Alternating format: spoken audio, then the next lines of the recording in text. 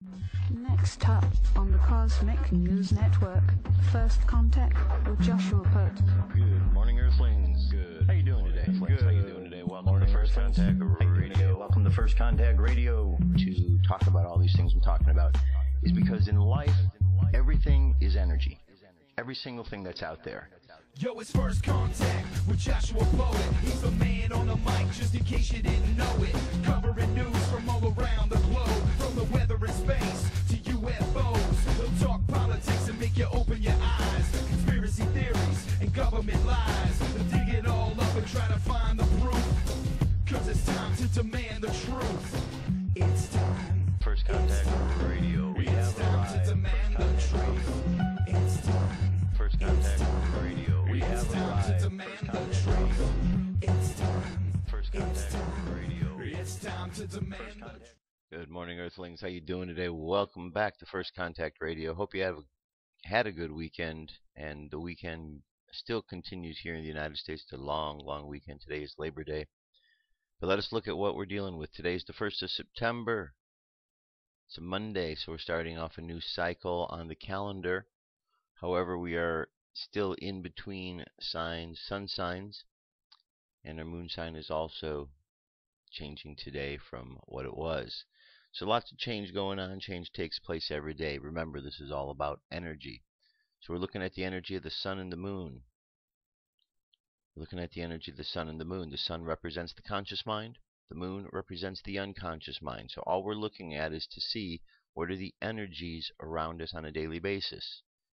We look at the Gregorian calendar because this is the calendar system or the agreement that we are all following, because a calendar is basically an agreement.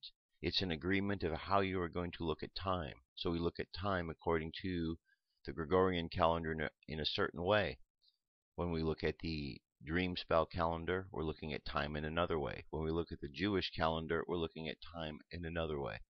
Basically, we're just looking at time from various different perspectives, earthly perspectives. When you get outside of Earth, time is different. So we want to know what Earth time is, but we also want to be aware of cosmic time. That's why we pay attention to the astrology, the signs in the sky, because it's very important. It helps us to tell time. Okay, so in the concept of telling time, we are in the conscious mind or the sun sign of Virgo. Virgo is an earth sign. So Earth is all about physical things, the physical world. The hermit holds the lantern high for others to see, so we're at a time of helping, shining light for others. We could see that our moon sign is making a transition today. It's going from Scorpio, where it was over the weekend, into Sagittarius. Scorpio is a water sign, Sagittarius is a fire sign. So we're going from emotions into ideas. Emotions into ideas. And our earth sign is the sign for the conscious mind. So the conscious mind, Earth, remember, Earth stays stable.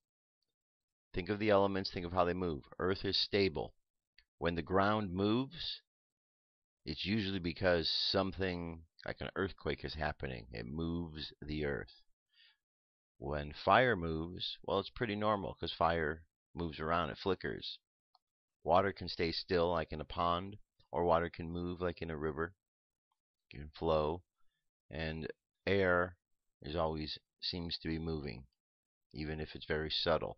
So if we look at the elements and just understand what their qualities are, how those things operate, that also helps us to understand. So we know we're in an earth sign for the conscious mind. That's a period of time when energetically, according to this agreement that we have with this calendar system, we're looking at things a certain way. Where the conscious mind is focusing on the earth, the physical body, the physical world, how we can make changes, how we could help each other. Whereas the conscious mind is dealing with ideas, going from emotions, where we've been, to now into ideas, fire, creativity. Things start being stimulated in the mind. Okay? At 12:17 p.m., this is when this transition makes its final happening here. 10:40 a.m. just prior to that, and about a little 3 hours from now, we have a sextile nice, good, positive aspect between our moon sign, which at that time is void of course, which means it's in between signs, and Mercury. So our communication kind of goes through a phase where we just really are kind of figuring out what it is and how it is that we want to express ourselves emotionally, creatively, because we're in that void period of the moon. That's what the void of course is. So we're just kind of figuring out how we want to express ourselves. But truth will win out as the truth seeker, the fire, the arrow comes into play later this afternoon. And then the square here shows us that there's a lesson tonight prior to midnight in this sign here, which is Neptune, and the moon, which at that time will be Sagittarius. So Sagittarius, truth, fire, creativity, will run up against Neptune. Neptune says we have to take a new perspective. It's represented by the tarot card of the Hangman, a new perspective on how things operate. Right? So that's what we're dealing with today. The numerology for today is the number 8. The number 8, again, this of course is looked at from the Gregorian calendar standpoint because we're coding this number. Here's how we've arrived at 8. 9 for the month, 1 for the day, 2014 for the year. So you add them together, that's a 17. 1 plus 7 equals 8. So the numerology for today, like it was on Friday when we left, is an 8. This is all, again, according to the Gregorian calendar, because if we look at other systems, we would look at numerology a different way. But we are following this agreement of this calendar. Therefore, people are waking up today, looking at their calendar system, saying, up, September 1st, 2014. And they're going about their day with that energy construct around them. So we're going to work with it. That's what we look at. We look at the number 8. We look at the numbers that are playing themselves out in the world in which we are living in. So 8s, we know, are the number of strength. It's a number of unity, infinity. The tarot card is the card of strength. Here's where position 8 is. We're familiar with this, because we've had this a number of times. Our moon sign is right down here, Scorpio, but it's going from Scorpio to Sagittarius, which is this one right here. Sagittarius is the truth seeker, has its feet on the foundation, its head in the heart. The truth seeker here is the bridge. It helps to balance out all aspects of this card underneath at 16, which is the tower, preconceived ideas that come about from the false truths that come from our emotions and our intellect.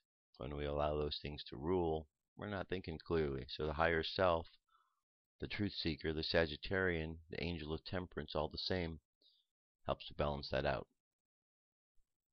Okay, so let's take a look today at this angel of temperance card, because it's a new one. We haven't really been looking at that one much. So here we go, temperance.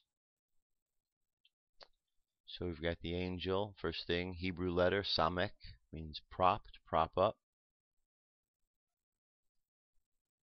Fire sign represents Sagittarius.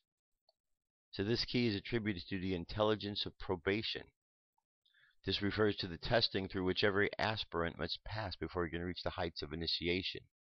Its object is to determine its temper or strength. Thus you see that temperance refers to the act of tempering, or the making of a properly balanced mixture. It has a distinct reference to equilibrium, for the initiate must be perfectly balanced with reference to all of his vehicles. He no longer goes to extremes, but is master of the pairs of opposites, because he invariably chooses the middle path between the two extreme courses of action. The rainbow represents the differentiation of light into color by means of water. The angel is androgynous and represents the higher self. He wears a symbol of solar energy upon his brow. The 7-pointed star on the breast represents the works of man, because the 7-sided figure cannot be drawn geometrically, but requires the aid of measuring tools. The fire from the torch again falls upon the eagle, symbol of water, and the water from the vase falls upon the lion, symbol of fire. Thus we see a representation of the union of opposites, forces in opposite directions. Twin mountain peaks are wisdom and understanding, and the crown above them represents the primal will. Okay? Or, if we think about it, crown right here, wisdom and understanding. So we're seeing a representation between the two mountain peaks and the crown of this right here. Crown, wisdom, understanding. Okay, so that's Temperance, Sagittarius, Jupiter. Moving from there, our current moon phase is 41% of the way full. We're making our way up to a full moon, which will be hitting next week. Looking up into the sky tonight, here's our image right here. We're going to see the moon. Just below it, we see Scorpius. See Mars off to the right, a little lower off to the right. First quarter moon in the evening, and Tuesday, first quarter as it passes over Scorpius. So basically that's what you're going to see, the moon and Scorpius underneath it. Okay. Moving from there to our Mayan Oracle. Another way of looking at time. This is based against the Mayan calendar, but with some corrections and adjustments. Jose Arguelles is the one who saw the need for these type of adjustments, and henceforth we have the dream spell calendar. So what we have is periods of time, 13-day periods of time called wave spells. These are part of the cycles that move on and on. These wave spells of 13 days of time are made from this grid called the Tzolk'in. The Tzolk'in has 13 columns. 13 columns are representative of 13 moon cycles that occur during the course of the year. The moon goes through 13 cycles of about 28 days each. It makes up the full year. And then we have here 20 symbols of the sun, represents 20 frequencies or expressions of the sun. So you start off at the very top of this grid, and you work your way down from the top all the way down to the bottom. Here you're counting, just the numbers 1 through 13, and when you get to 13, because these are representing the 13 tones, you start over again, and you go to 1 through 13, and 1 through 13. So all of these 1 through 13s, these are these wave spells I'm telling you about. This is a wave spell of 1 through 13. This one here started with the sun. So if we can go down here, and we'll just cross-reference the sun and see where the sun starts, and we see it's right here. One sun. Okay, so that sun right there, and so we can go follow 2, 3, 4, 5, 6, 7. This is where we should be today. And so we look and see, and today's a 7 world bridger. Okay, that's where we're at. So you can see how we got there. Tomorrow is going to be an 8 and then a 9 star, so it just follows along. Okay, so this is a theme, and as you could see, this 13 repeats itself over and over. It does so 20 times. So you go through 1 through 13, 1 through 13, 1 through 13, 20 times. When you get to the bottom, guess what happens? You go back up to the left corner here and you start again. Doesn't end, just keeps going. So for all those who said the Mayan calendar ends, guess what? They're right. Came to the bottom right hand corner. But all those who said the Mayan calendar is going to keep going on are right too, because after it got to the bottom right corner, guess what happened? You go back up to the upper left corner and you start again. So it just keeps going and going and going. So today, our theme during this 13-day period of time is about enlightenment, the sun shining down upon us. Today we're at the 7th position, which is called the resonant tone of attunement, and it's attunement of life and death, the understanding of life and death. That's what the World Bridger is teaching us. And the guide is endlessness, the mirror. The phrase is, I channel in order to equalize inspiring opportunity. I seal the store of death with the resonant tone of attunement. I am guided by the power of endlessness. On the space weather, solar wind is currently at 451.2 kilometers per second. Planetary K-index, we could see that we're in the quiet to unsettled range.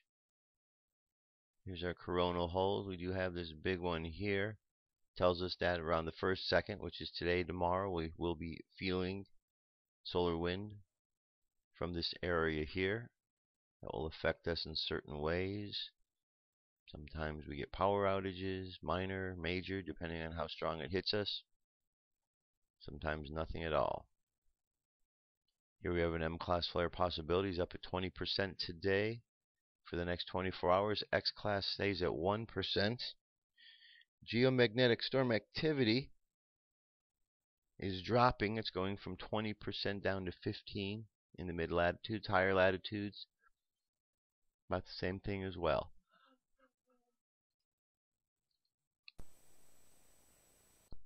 And lastly, our Jewish calendar. Today is the 1st of September, but on the Jewish calendar, it's the month of Elul, E-L-U-L. Today is 6 Elul. Let's take a look at. It says, as the last month of the Jewish year, Elul is traditionally a time of introspection and stock-taking, a time to renew one's deeds and spiritual progress over the past year and prepare for the upcoming days of awe of Rosh Hashanah and Yom Kippur. As the month of divine mercy and forgiveness, it is important for Teshuvah and increased, which is return to God, prayer, charity, and increased Avat Yisrael is love for a fellow Jew and the quest for self-improvement and coming closer to God. Okay, here we go. Our daily thought. Community. This is a community. What one is lacking, the other one fills in, so that together we make a perfect whole. And this is what is needed to make a healthy community. That each of us recognize that we are lacking and that we need the others to make us whole. Alright, very good. Good message. That is the Jewish calendar. That is our cosmic weather. That's what's going on today. UFO news is up next. Let's get to it.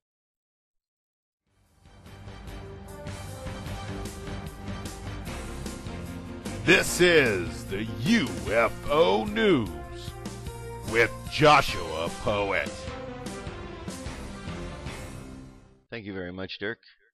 Okay, starting off, we're going to go to Iceland Volcano from the 28th. It's amazing video footage of a bright UFO recorded flying from Iceland Volcano. Not sure what it is, but it appears after the eruption started. What could it be? Okay, here's the object in question here. It's a closer view of this. Right up there, as you can see. And there's something right there. Video itself 2 minutes and 9 seconds. You can check it out. But we know about volcanoes and UFOs. They are seen around them quite often.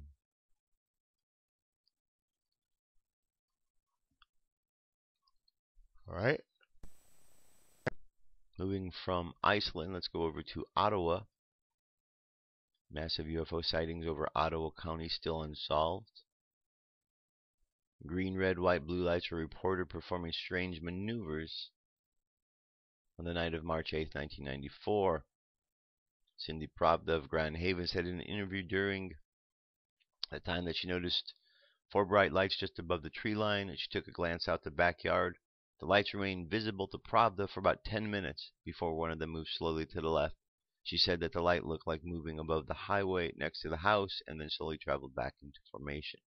The entire unusual sighting lasted about 30 minutes, but Pravda was not sure if a much bigger object comprised these lights. In a television UFO hunter shown on History Channel in 2008, she recounted the event in an episode titled UFO Emergency. On the same night, 9/11 operators were busy attending calls from eyewitnesses that were claimed to have observed something that seemed to be a string of Christmas lights in the sky. The sighting was not only reported in Ottawa County, but stretched as far as Lake Michigan. Many sources say there were 300 witnesses, including several police officers. Because of so many reports from Ottawa County, 911 operators called the National Weather Service radar at Muskington. The recorded conversation of the call by 911 Weather Bureau revealed that the weather operator observed several sudden movements of the object and several objects recorded on the radar screen. The radar movement recorded a movement 20 miles in 10 seconds. The radar operator said he had 3 things on the radar that were triangular in formation. and that one traveled away but later moved in. Alright, so there's a video here. You can check it out. The video is... What's the length of the video? Not seeing here. Anyway, check it out. 1986 UFO case, Japan Airlines Flight 1628. UFO sightings may be common among pilots, but the sightings of Japan Airline Flight 1628 can be categorized as one of the most interesting, with multiple evidence revealing extensive radar data, radio transcripts, and the way the government officials handled the situation. The Japanese airline had a lengthy close encounter that lasted for over 40 minutes in total. The mysterious incident was recorded by multiple radar stations, including media and government interests. The FAA conducted an investigation about the close encounter that led to disclosing extensive radar data and radio transcripts of what many thought solid evidence on the incident. These documents have disclosed information on how UFO reports are handled by airline officials and exposed the continued interest of secret groups within the United States.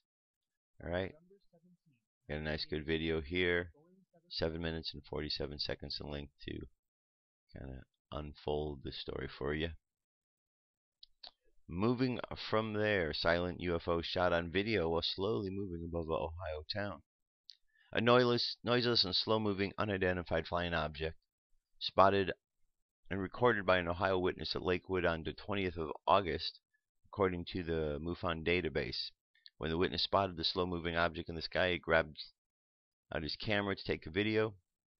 He noticed that the object was silently moving without light or exhaust. The witness uploaded part of the video to YouTube along with the MUFON report. Lakewood City is part of Cayuga County, Ohio, which has 52,131 population. Ohio MUFON is still investigating a report. The Midwestern state currently has a 3 rating UFO alert with 35 UFO reports in July of 2014. The highest, it is the 4th highest reporting state when it comes to the number. Okay, California is the top. Here we have space station, Golden Triangle. This golden disk was seen yesterday in the NASA live cam. The solar panels are moving. You can see them pass in front of the UFO, which tells us the object is behind them. This is another capture from Street Cap 1. It says NASA must have been on their coffee break, meaning the editors missed a UFO and escaped the unscrupulous NASA process of editing out anomalies. And when we play this, we have a 1 minute, 10-second video. There's our object in question. I hope SETI's looking at this, because then SETI can point their cameras closer. You don't have to look so far away. Here's a golden one right out here by the space station. Okay. Moving from there up, also at the space station, this time on the 31st. There's glowing orbs seen yesterday by Street Cap of YouTube or caught live at the ISS. The shading around the objects tell these are solid, and the light reflection from the sun is causing them to become visible for a short time. The most common seen UFOs near the space station are orbs. Close up, they are metallic, fray, but if far away they lose the metallic appearance. Remember back in 2009 when CNN aired that the shuttle is being followed by a UFO? Okay. Very good. Next, here we have Newport Beach, California, a surfer and a UFO.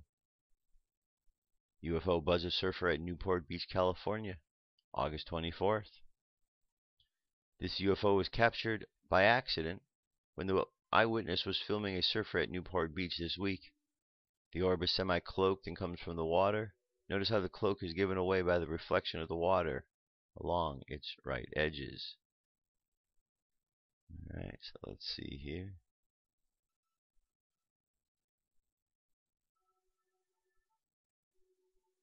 Okay, see where the sighting is, and now we'll get to see.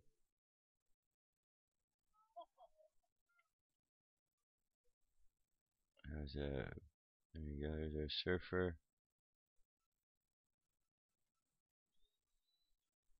And I guess our UFO should be up here somewhere. There it is. See it?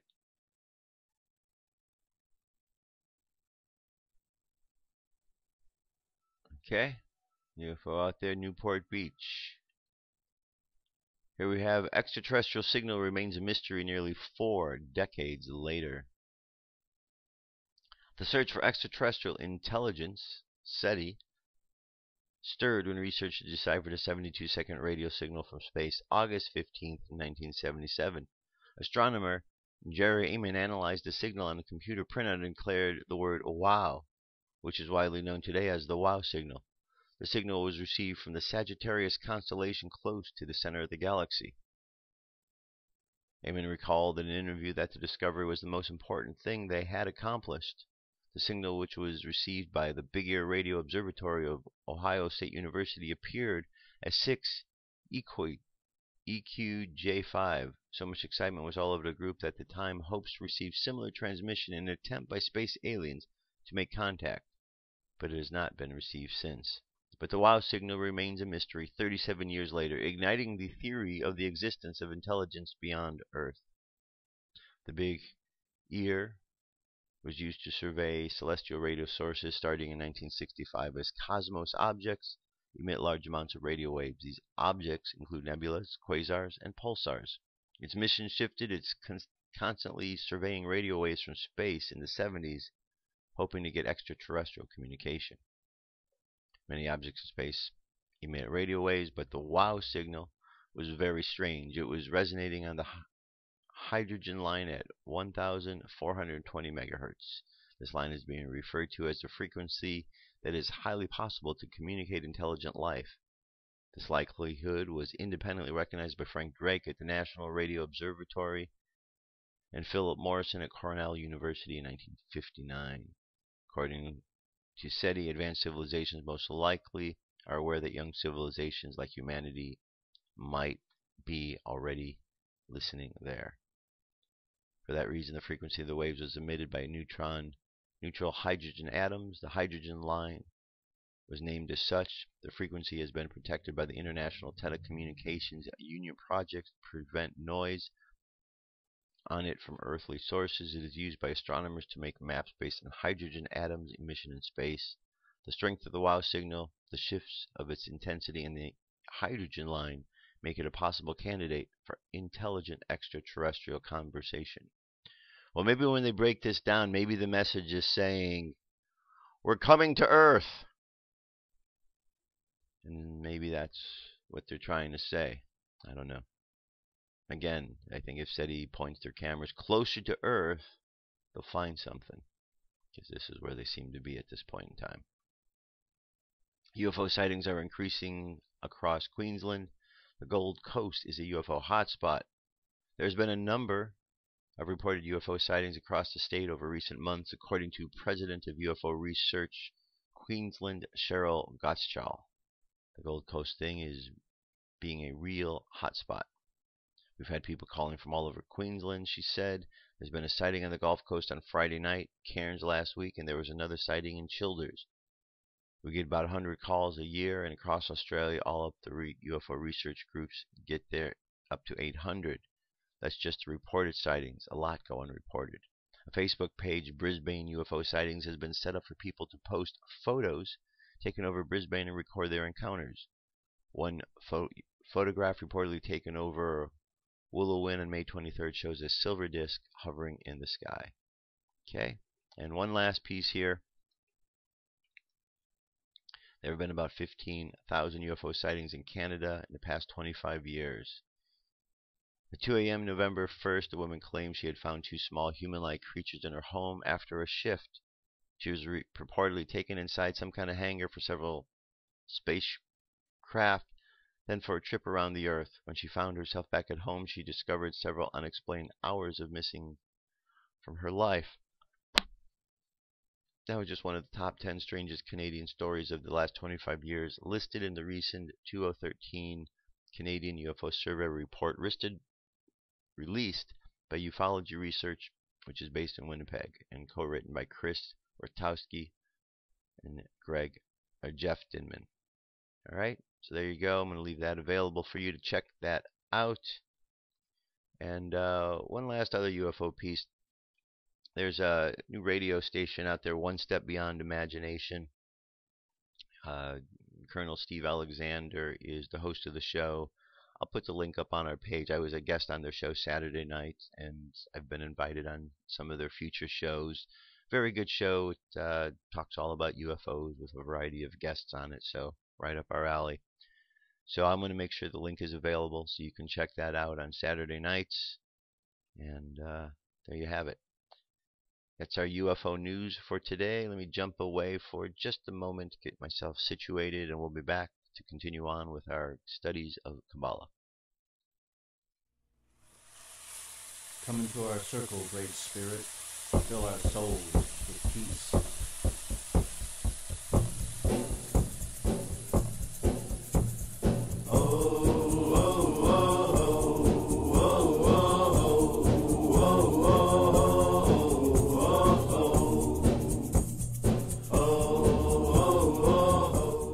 Continuing on. One thing I want to bring up, just mention here, today's Labor Day in the United States of America. Let's take a look at what that means. Labor Day, the first Monday of September, is a creation of the labor movement dedicated to the social and economic achievements of American workers. It constitutes a yearly national tribute to the contributions workers have made to the strength, prosperity, and well-being of our country. It says, through the years, the nation has given increasing emphasis to Labor Day. The first government recognition came through multiple municipal ordinances passed in 1885 and 1886. From these, a movement developed to secure state legislation. The first state bill was introduced in the New York legislature, but the first to become law was passed in Oregon. February 21st, 1887. During the year, 4 more states, Colorado, Massachusetts, New Jersey, and New York, created the Labor Day holiday by legislative enactment. By the end of the decade, Connecticut, Nebraska, Pennsylvania had followed suit. By 1894, 20 other states had adopted the holiday in honor of workers.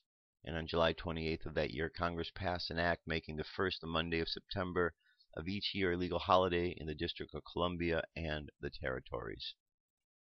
Okay, there's more information about that, but we are going to move on from there. All right, over the last several weeks, we have been studying the Kaballah. We're going to continue on today. This is to show you what we have done up to this point in time. We've been skipping around the last couple of weeks. We've been pretty following along. We're going to be in the Sefer Yetzirah. We're going to move into chapter 6 today.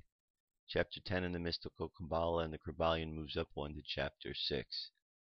So, what we're looking at, what we are studying here is the Tree of Life. Kaballah. It's just energy. It's a system known as the science of the many universes. Basically, we have 10 circles called Sephira. Another name for them is paths. We have 22 paths here.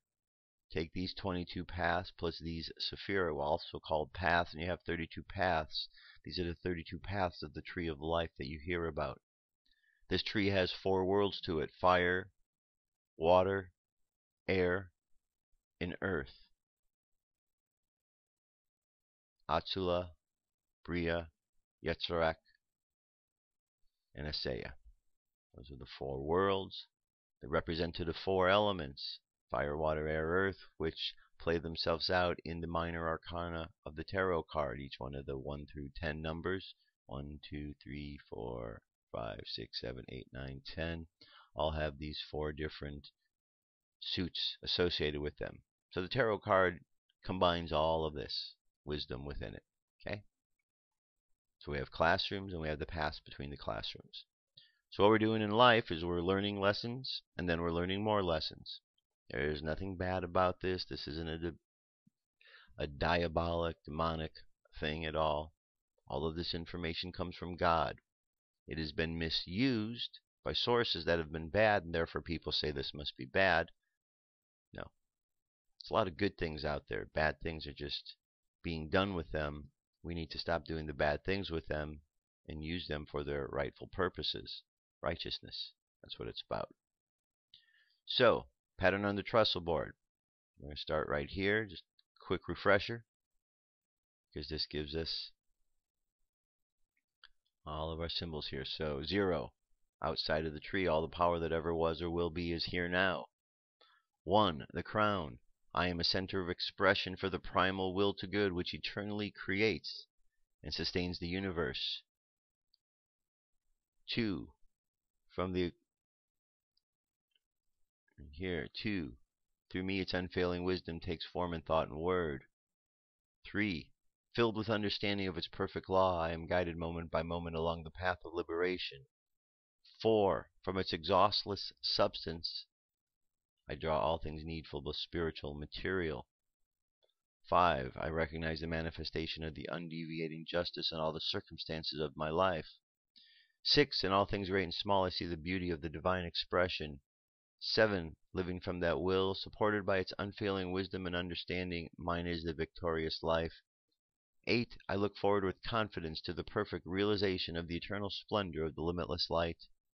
9, in thought and word and deed, I rest my life from day to day upon the sure foundation of eternal being. And 10, the kingdom of spirit is embodied in my flesh.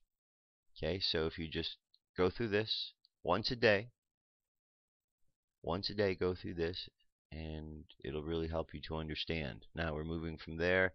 The Sefer Yetzirah, the chapter we're at today is chapter 6. So chapter 6, it's a small book, but lots of information in this book. Okay, last time we did the simple letters. Now we're going to chapter 6, the 3 mother letters. There are 3 mothers, Alf, Mem, Shim. And there went out from them 3 fathers. They are air, water, fire, and for the fathers are descendants. These fathers and descendants, and 7 stars and their hosts, and 12 brothers of a diagonal, as proof of the thing, are faithful witnesses to the universe, year, body, and 12 stations, and even, and 7 and 3 assigned to them the axis, the cycle, and the heart. Okay, 3 mothers, Aleph, Mem, Shim, air, water, fire. Aleph is air, Mem is water, Shin is fire. Aleph would be the fool, Mem is the hangman, Shin is judgment. So we have air, water, fire. Fire above, water below, air of spirit, statue balancing the scales between them. And this is the sign of the thing. The fire lifts the water. The Mem stands still. The Shin hisses. The Aleph is the air of the spirit, statue balancing the scales between them. The axis to the universe like a king on his throne. The cycle is the year like a king in the province. And the heart is the body like a king in battle. Also Elohim made every object opposite the other. Good opposite evil, evil opposite good, good from good, evil from evil. The good delineates the evil, evil delineates the good. Good is kept for the good, and the evil is kept for the evil. 3, each one stands by itself. One acquits, one condemns, and balances the scales between them. 7, 3 opposites, 3 and 1 is statutes balancing the scales between them. 12 stands in battle. 3 loves, 3 hate, 3 preserve life, and 3 kill. 3 love, the heart and the ears. 3 hate, the liver, the gall, and the tongue. 3 preserve alive, the 2 apertures of the nose and the spleen. 3 kill, the 2 orifices and the mouth. And El, the faithful king, rules over all of them from his holy dwelling place until eternity. 1 is above the 3, 3 above the 7, 7 above the 12, and all are connected with each other. These are the 22 letters through which Ahea, Elohim, Elohim of the host, El Shaddai, Adonai, engraved and made from there 3 signs and created from them all of his universe. And he formed through them everything that is formed and everything that is destined to be formed. When Abraham, our father, may he rest in peace, came, he looked and saw and understood and explored and engraved and hewed out and succeeded.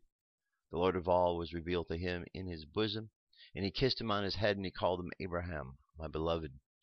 And he cut a covenant out with him and his seed forever, as it said, and he believed in the Lord, and he considered it to him for righteousness. And he cut out a covenant with him between the 10 fingers of his hands, and that is the covenant of his tongue, Aleph, and between the 10 toes of his feet, and that is the covenant of the circumcision, Ayin. And he tied the 22 letters of the Torah on his tongue, and he revealed to him his secret. He drew them through water, he burned them through fire, he shook them through the air. He rekindled them in the 7, he led them through the 12 constellations. And that is the end of the Book of Formation.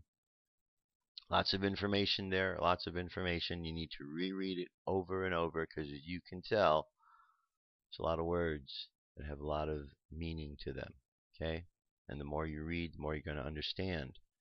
So now we're going to jump from here. We're going to chapter 10. Chapter 10 here. Last time we were here. Now we're going to do the paths upon the tree. Let's jump ahead.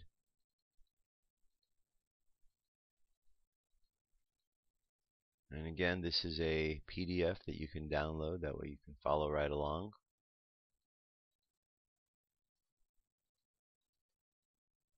Alright, we're almost there. This is the one we did last time. Did you get a chance to finish reading it? Alright, here we go. The paths upon the tree. So, remember, we have classrooms and then the paths.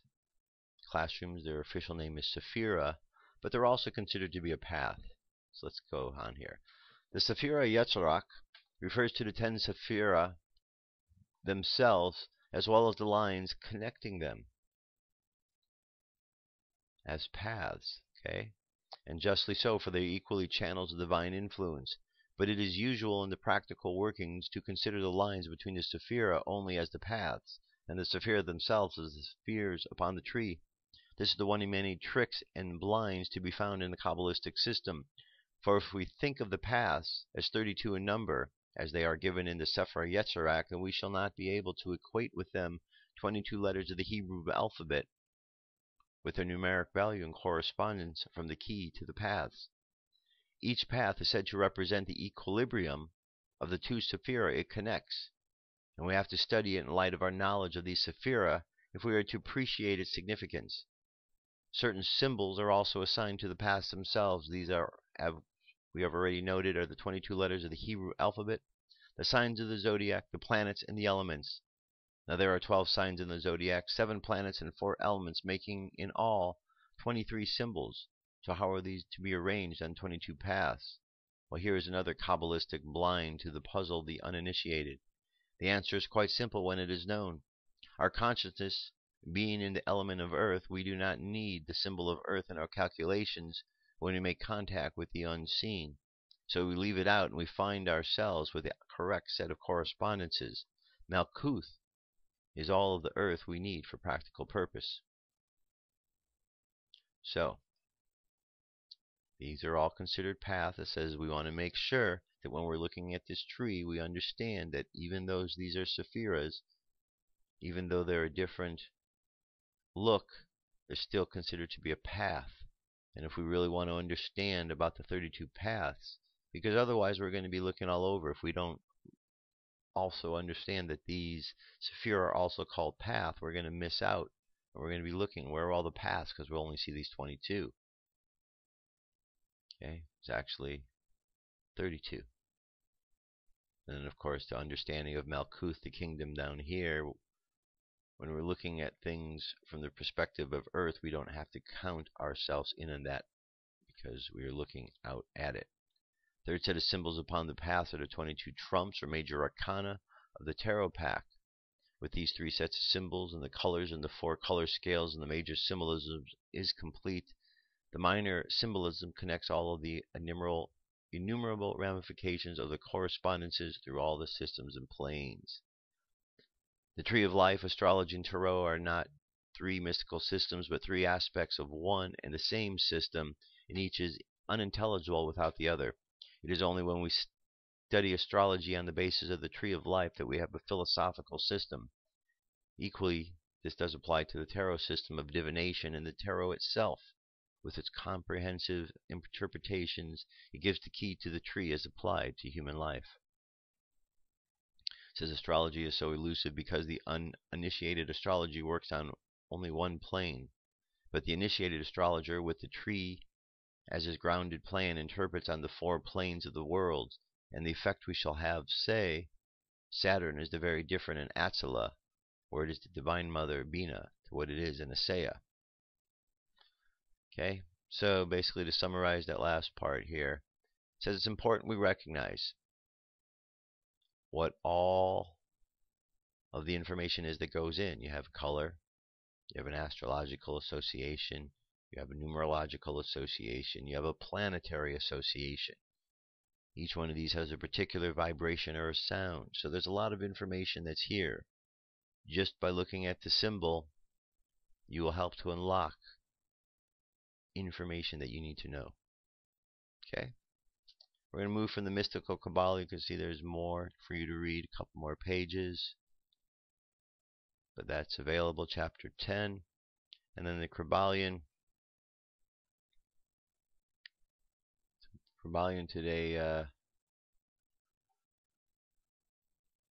we just want to look at the principles, just to remind ourselves the 7 principles. Because these 7 principles play themselves out through all that we are seeing there. So, if you haven't read through this book, please do. You'll learn a tremendous amount from it. Here are the 7 principles. The principle of mentalism states that we live in a mental universe. Everything is a mental mind. Everything in this mind is on different dimensional levels, different ways it moves in expressions, but it all corresponds with each other, which is the second principle, correspondence. This mental energy, which corresponds to itself, vibrates. And this vibration has polarity to it, which means 2 different sides. One side seems hot, one side seems cold, 2 different poles of the same energy. All of energy has rhythm, and when we understand the rhythm of how it moves, we can learn to move in synchronicity with it, so we know when to move out of the way when it's moving in a way that we might be affected adversely, and we know to move with it when it's going to be to our benefit. Cause and effect, karmic, comes from this idea here. We understand that everything that's happening to us is an effect of something that we caused, and we learn then to be more aware of the things that we are affecting by what we are causing. And last is the principle of gender. This is understanding the nature of male and female, that they need to operate together. That is how everything is created and designed. It has nothing to do with all this understanding or learning that's going on with the sexual genders on Earth. It's different than that. Alright, much different. Okay, so there you have it. That's our Kaballah for today. We'll continue on next Monday. There's a lot there. So continue reading the chapter. Continue reading chapter 10, all about the various paths. And I know we're just doing a little bit at a time, but if every week, if you just do 1 chapter a week, I guarantee you, you will learn a tremendous amount about this, and you'll start finding yourself understanding aspects of it you hadn't understood before. Alright, moving on. This is an article, 6 Powerful Self-Healing Techniques by Michelle Welling over at In5D.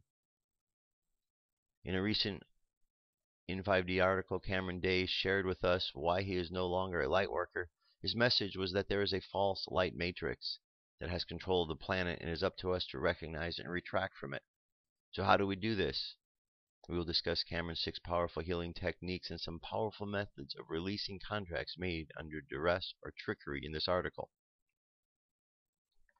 What is false light? Well, to recap Cameron's Lightworker article, the false light is described in his 20-minute video. What is ascension? On his website, his definition is ascension can be defined simply as raising one's frequency of thought and emotion. When limiting frequencies are removed from the psyche, higher frequencies of thought can flow through a person's mind, and higher states of emotions flow through the body. 6 ways you can clear this. It says the major thing that is hidden from us is the fact that we are all connected to our higher selves through a cord of light. Conscious strengthening of that cord can open the doors for access to experience and wisdom our oversoul holds from all of the past and future lives that he has had. So here's a 6-step process that Cameron's created to empower yourself. Divine aspect meditation. This is meditation used to connect with your divine aspect or your higher self.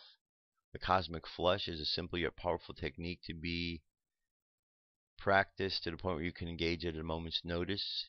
The energy refund, where you clear your energy field of harmful external projections. The ego minimizer.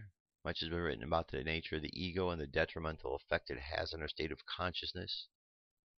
Reclaiming energy. If you have practiced the techniques of cosmic flush, energy refund, and ego minimizer, then you're ready for the next step. And peeling the layers. It is important to always be aware that this process of self-clearing with the goal of ascension is not something that can be rushed. And let's go to the end here. It says many people are becoming spiritually complacent or even spiritually lazy thanks to the New Age doctrines of everything is all love and light, or everything is as it should be. Look around the planet to see that it is what is reflected in our reality. While imagining this is the order to change our reality is a very powerful tool. Pretending it is without self-control or self-action is detrimental to humanity moving forward. Many people are waiting for the event to occur in order to get serious about what they are doing in their own inner work. This is also another deception, as nothing occurs until we make it happen. Mother Earth is helping us to raise our vibration in order to change our energy signature, and there is no better time than right now, right here, to shift humanity to a higher consciousness. Alright, so there you go. Good article, lots of information. You know, and it just talks about the importance of being aware of what's going on in the world. There's a lot of deception. Okay? There's a lot of deception. We can't turn a blind eye to the fact that good people who are out wanting to do good work in the world, can get fooled. That is why we have to be on guard. If we pay attention to what is going on, if we are familiar with scripture, prophecy, old ancient texts from our ancestors, we're told to pay attention, be aware. Because there is this craziness. You know, one thing about the Tree of Life that I think was touched on is there's this area called the Kliloth, which is sort of the false reality, the false world, where there's a lot of negativity and things that go on there that are kind of the opposite of all the goodness that happens with the Tree of Life. So there is these energetic places that we can get to, but there's also ways we can get out of them. And by learning and understand, we begin to understand the manipulation. I think that's the biggest thing. We see the manipulation that's going on, and once we can see the manipulation, we can do something about it to change it. Because a lot of people aren't seeing it. A lot of people aren't seeing the manipulation. Alright, that brings us to our channeled message for today from Hilarion. Here we go. August 31st through September 7th, 2014, by Marlene Swetleshoff. Hilarion. Beloved ones, as you move through each day, stay centered within your sacred heart space and send love and blessings to all that is around you. Practice this until it is an innate part of your constant experience. You are beings of light and love, and this is the reason you are here during these turbulent times. Your calming and loving presence is much needed, and you each have the capacity to create calm and peace within the sphere of your influence. This sphere is much larger than you can imagine, dear ones, and gives upliftment to those within it. Continue to be the blessing of the divine in human form, for this is your purpose and your destiny. Release all doubts that may impinge upon your human consciousness telling you otherwise. Believe in yourselves, that you are bearers of light and of love, that you bring healing to those around you, that you awaken those in your vicinity by your very presence, and that this takes place automatically as you move about your day. As conduits for the cosmic energies, you serve a divine purpose as you daily labor within your personal placement upon this planet.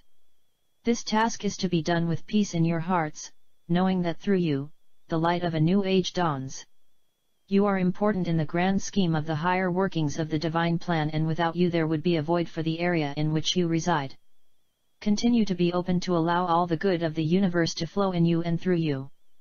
Live each day in joy and gratitude for all the abundance which surrounds you. You are the matrix breakers, and this is how it is being accomplished. It does not happen through force or violent revolution, it happens from within you and through you by your willingness to let the divine do its work. You are creating a new template for the human experience, and as more of you do this by aligning to this concept, the energy grows exponentially until it becomes the reality of human experience for all. As the new human template bearers, you cannot help but shine your light, and it is discerned by those who observe you wherever you may walk. It is a subtle energy that others notice without really knowing what it is. Be not concerned with its workings and outer expressions, for it is important to stay humble in this service to humanity and not be taken into human ego expression. This service is much more important than your earthly personality can conceive. This service is a loving agreement that you made before you incarnated upon this planet. Each of you is a living expression of the loving Creator who works through you, and this is how the Creator expands the consciousness of all living expressions of itself. This energy is now circulating throughout the planet and ignites within more human hearts. We ask that you ponder these words and take them deep within your core essence and align to your soul presence. Make this a daily habit, and as you each release more of the old world influence and expressions from each cell of your physical, mental, and emotional bodies, you enable your light body to become stronger in its radius. All of this must be done and aligned with your heart, for it is now the time to align mind and heart to work together as one. The heart and mind is the key to further expansion of consciousness and expression upon the planet. Remember that you are each much more than your human expression has allowed you to remember as you straddled the old and the new in your divine service during these times. You have held this space for your sisters and brothers, and you shall now begin to see the fruits of your labor. Their hearts begin to ignite with light. The way before you is beckoning, and the state of joy is the new way of human expression. Maintain this focus and do not lose faith in yourselves or the good that is being accomplished. You are the wonder and the magic of the new world that is dawning upon the horizon. You are the creators and the designers of the new earth reality. Within each of you and the awakening ones lies the hope and the beauty of the new world. Stay true, stay focused, remember, and hold this vision. Until next week. I am Hyla Ryan. Alright, great. Another good message from Hyla Ryan, reminding us of the change that is at hand. That brings us to our meditation, so close your eyes. Take a deep breath. And exhale. Take another deep breath. And exhale again. Another deep breath. And exhale. And keep breathing in and out. And as you breathe in love. Imagine that love circulating through your body, going through, cleansing out all of the doubts and the fears, and exhale. Let all that go. And as it goes into the world, know that it's being transformed back into love. And continue to allowing the circulation of energy taking place throughout your body. Breathing in the love, letting it go through your body, exhaling it out, and letting go of all that is not necessary. All of the toxins and the poisons and the doubts and the fears. And as you continue to breathe, contemplate the words of today's affirmation. I am at peace with all that has happened, is happening, and will happen. And just imagine yourself at peace as you continue to breathe and exhale. Imagine all of your chakras are activated from the bottom of the spine up. Red at the bottom of the spine, drawing in the energy from the earth. Orange at the belly button. The energy moves up higher just to below the rib cage, and there imagine the color yellow. And from there up higher to the green heart center, and imagine love. Imagine green, and then up higher to the throat, imagine the color blue for the throat chakra. Up higher yet, between the two eyes to the third eye, imagine the color indigo, and finally to the crown chakra, the top of the head, imagine the color violet. Feel your body filled with all of this energy, of all the chakras. Imagine the light continues on upwards from the crown chakra, where it connects with 5 other chakras, each one taking us deeper and deeper out into the cosmos. When we contemplate this, we realize how deeply we are connected to the universe, and how within inside each and every one of us lies the information we need to move through life. All we need to do is access that information. So imagine yourself through the process of meditation, accessing the information you need, activating your memories to remember what it is you need to remember, remembering who you are, remembering why you are here, and how to do the things that you need to do. And last, just think a good thought for everybody around the world today. Let's just wish everybody a good day. No matter who they are, if they're a person that's a bad person, send them to the top of that prayer list, because they need those prayers to change. We want to send out so much love and light. We want to love our enemies. And let that love be an offensive energy that goes out there and changes them. So that by love and through love, we become victorious. So imagine sending out love throughout the world and seeing love change. Love change. And you see and experience a world of love.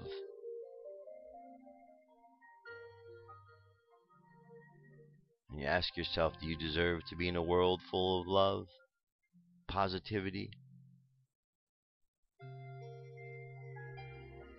So just imagine it so and allow it to be.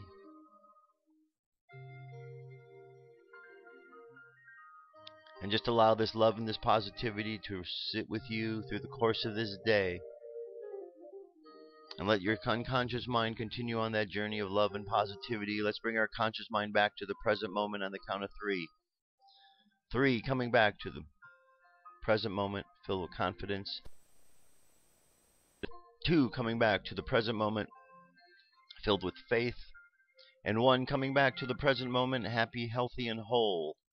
Happy, healthy, and whole. Take another deep breath. Exhale. And open your eyes. That's it, my friends. That's the show for today. Thank you very much for being here. Enjoy your day. Enjoy your time off if you're taking the day off to celebrate Labor Day. If you're just enjoying the day in general around the world, just enjoy the day. Keep sending out the good vibes. It really makes a difference, because we are all in this together. And when we all come together in ideas and peace and love and harmony, no one's going to stop us. There aren't enough. Remember, we are the people. We've got the power. And there's more of us than there are of them.